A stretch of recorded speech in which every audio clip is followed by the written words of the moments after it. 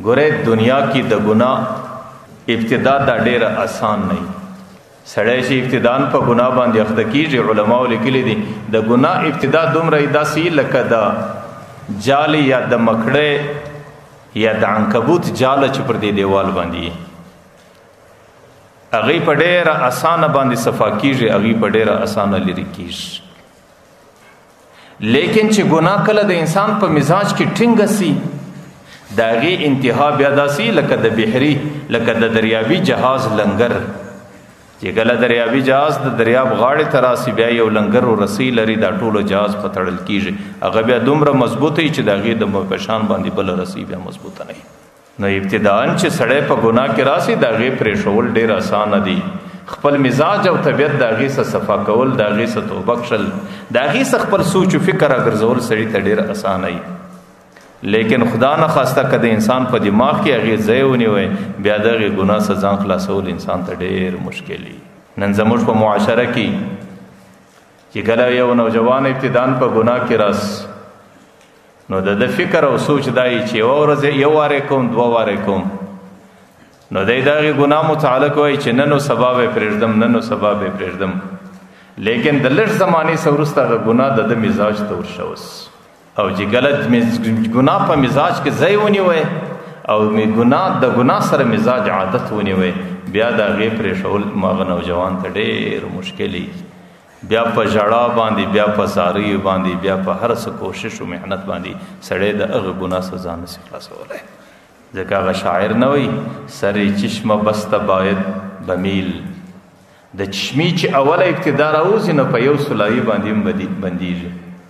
چې فرشد نباشد بستن بپیل نباشد گذشتن بپیل چې کله چې نه را ډکه سول پرغي بیا زورې واسي پرغي بیا پلان نسی تیرېدلی علماء لیکلي دي د انسان د ګناه مثال داسې دی لکه د ساراګانو کې یو بوټی دی سو په دې ته افتیمون بوټی ورته وایي په اردو کې دې ته آکاش بیل وایي او داسې د جال غوندې یو بوټی دی هغې پر دې وشو پر دې درختو باندې داسې چاپه واچي په دې درختو باندې جارس او چې کله پر درخته باندې جار سو هغې دا ټوله درخته په قبضه کې واخلي بیا د هغې درختې نشو نما ختمه کي بیا د هغې درختې پرورش ختم کی د هغې درختې تازگی ختمه کی هغه درخته قرار وچیږي در هغه وخته پورې چې وچ لرګي سي ګناه چې پر انسان باندې قبضه واخلي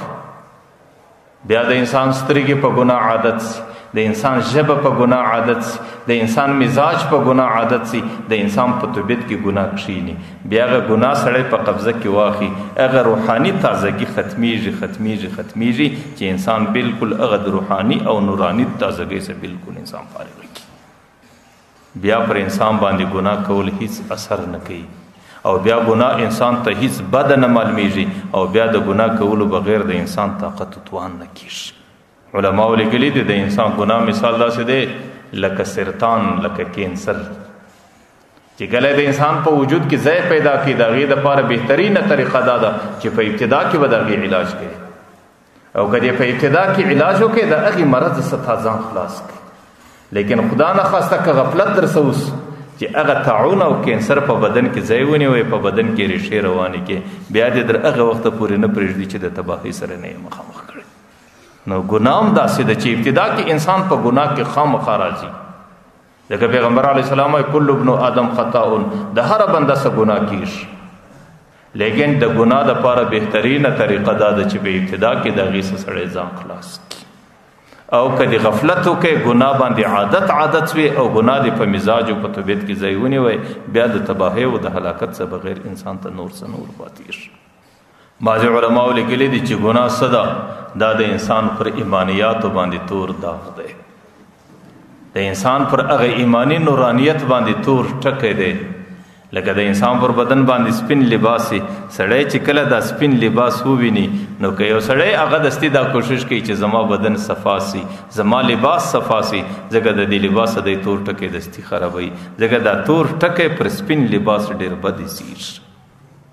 دا رقم چې د کم سړی په زندگی کې ګناهي دا غي پر دې ایمانی لباس باندې تور ټکی دی بیا لکه څنګه چې پر ظاهري لباس باندې تور ټکي بد ایسیږي خلک د هغې د صفا کولو کوشش کوي. مسلمان چې کله پر ایمانی لباس باندې تور ټکي رالی نو مسلمان په کار دا دی د هغې د صفاوالي په ډېر